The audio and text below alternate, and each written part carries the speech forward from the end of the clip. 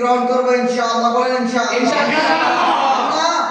আমরা পৃথিবীর একটি নারীর প্রতি আসক্ত হয়ে আমরা পরকালে 70 জন নূরের কোন সময় আমরা আসক্তি ছাড়ব না ইনশাআল্লাহ। আপনারা ভাবতে পারেন যে হুজুর আপনি একটা বিয়ে করে নিয়েছে, আমি একটা বিয়ে করেছি, এই কারণে আল্লাহ রাব্বুল আলামিন কোরআনুল কারীমে বলেছেন তোমরা দুনিয়ার অংশকে ভুলে যেও না। এটা কোরআনের আয়াত, ঠিক কি না?